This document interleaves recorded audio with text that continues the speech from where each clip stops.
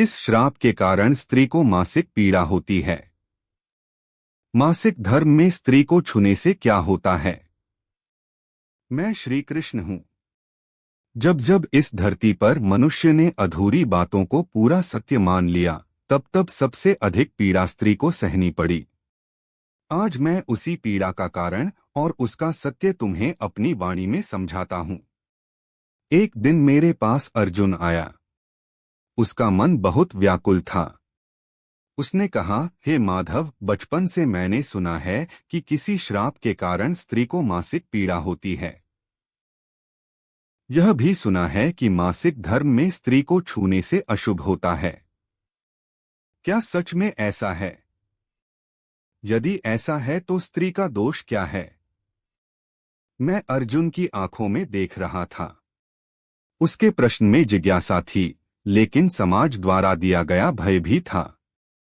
मैंने धीरे से कहा, अर्जुन, आज मैं तुम्हें वह सत्य बताऊंगा जिसे आधा जानकर लोगों ने पूरी कहानी बना ली।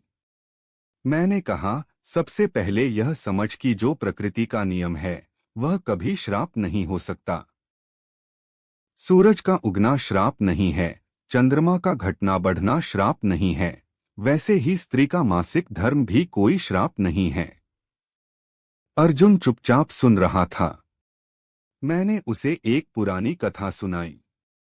मैंने कहा, पुराणों में एक कथा आती है कि देवताओं और असुरों के युद्ध में इंद्र ने वृत्रासुर का वध किया। उस कर्म का दोष ब्रह्महत्या कहा गया। उस दोष को बांटने के लिए पृथ्वी, जल, वृक्ष और स्त्री ने उसका अंश लिया। स्त्री के हिस्से में जो आया उसे प्रतीक रूप में मासिक धर्म से जोड़ा गया। फिर मैंने अर्जुन से कहा, लेकिन अर्जुन, यह कथा प्रतीक है, शरीर का कारण नहीं। इसका अर्थ यह नहीं कि स्त्री दोषी है। इसका अर्थ यह है कि स्त्री सबसे अधिक सहन करने वाली है। जो दूसरों का भार उठा सके वही महान होती है। समय बीतता गया। मनुष्य ने कथा को समझने के बजाय उससे डरने का रास्ता चुना। उसने कहा, यह श्राप है, और धीरे धीरे स्त्री के प्राकृतिक धर्म को अपवित्र कहा जाने लगा। मैंने गहरी सांस ली और कहा, अर्जुन, यही सबसे बड़ा अन्याय हुआ। मैंने कहा, स्त्री के शरीर में मासिक पीड़ा इसलिए होती है क्योंकि उसका शरीर जीवन रचने के लिए बना है। हर महीने उसका शरीर तैयार होता है और जब गर्भ नहीं ठहरता तो वही प्रक्रिया पीड़ा के रूप में बाहर आती है। यह विज्ञान है, यह प्रकृति है, यह सृष्टि का नियम है। अर्जुन ने पूछा, तो फिर लोग क्यों कहते हैं कि यह पाप है? मैंने कहा, क्योंकि मनुष्य ने जो समझ नहीं पाया उसे अशुद्ध कह दिया। जो सहन नहीं कर पाया उससे डर गया। मैंने कहा, सोचो अर्जुन, यदि स्त्री का यह धर्म न होता तो संसार में जन्म कैसे होता? राजा, ऋषि, योद्धा, संत कोई भी जन्म न ले पाता। मैंने आगे कहा, प्राचीन काल में स्त्री को मासिक धर्म के समय अलग इसलिए रखा जाता था ताकि वह विश्राम कर सके।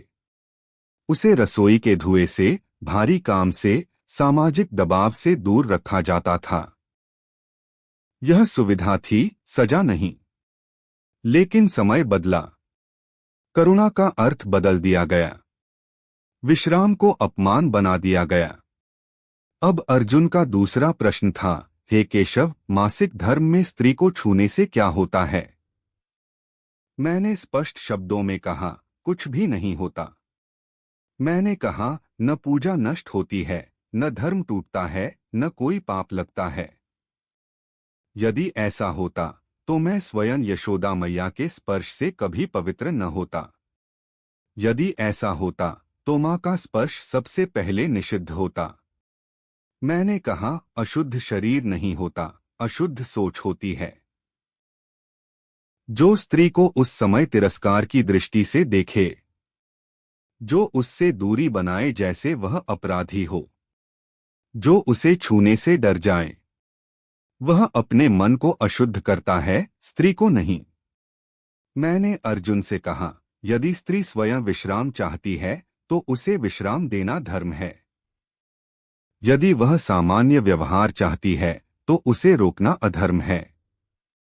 धर्म किसी पर जोर नहीं डालता, धर्म समझ देता है। मैंने कहा, स्त्री उस समय भावनात्मक और शारीरिक रूप से संवेदनशील होती है। उसे सहारे की आवश्यकता होती है, तिरस्कार की नहीं। मैंने आगे कहा, जिस घर में मासिक धर्म के समय स्त्री को अपमान मिलता है, वहां लक्ष्मी ठहर नहीं पाती। क्योंकि लक्ष्मी सम्मान से आती है, भय से नहीं। अर्जुन की आंखों में अब स्पष्टता थी। मैंने अपनी वाणी को समाप्त करते हुए कहा, याद रखना अर्जुन, स्त्री का मासिक धर्म न तो श्राप है, न पाप है, न अपवित्रता है। यह उस शक्ति का प्रमाण है जिससे सृष्टि चलती है। मैंने कहा, जिस समाज ने स्त्री के स्वाभाविक धर्म को लज्जा बना दिया, वह समाज कभी पूर्ण नहीं हो सकता। और अंत में मैंने कहा, स्त्री का सम्मान ही सच्चा धर्म है। जो उसे समझे वही मुझे समझता है। अगर आप श्री कृष्ण के सच्चे भक्त हैं तो चैनल को सब्सक्राइब करो और वीडियो को लाइक करके कमेंट में जय श्री कृष्णा लिख दीजिए।